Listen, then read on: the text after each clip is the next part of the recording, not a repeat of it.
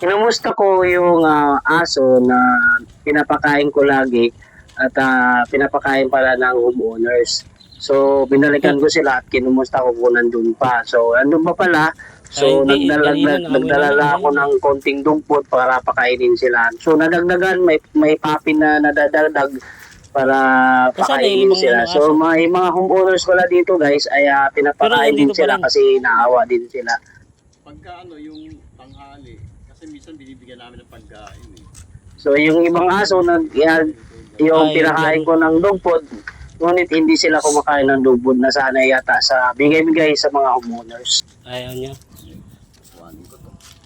Oh, sige, kumain ka naman.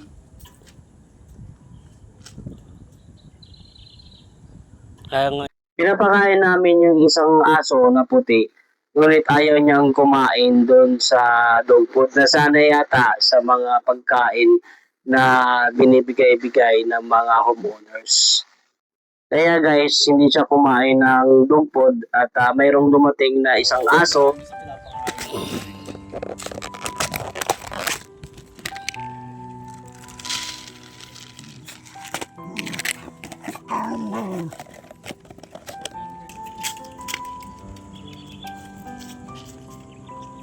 pinapakain.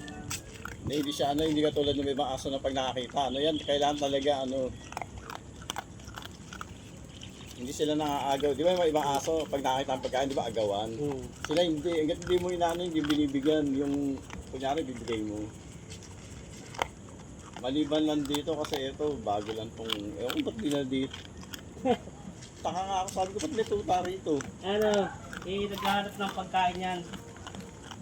Naghahanap ng pagkain. Siguro, na ano dito, na ano ng pagkain, kaya dito. Gugu ka na. Kanina ka pa kumain. Yung ko. Maraming salamat sa pagpatuloy at pagsuporta sa aking page. Sana maraming mag-share nito at maraming pa tayong matulungan na tulad nila na stray dog. At sana kung may makita kayong mga aso na stray dog at tulungan nyo sila at pakainin sila. Maraming salamat guys. Walang sawang pagsuporta sa aking page. Maraming salamat.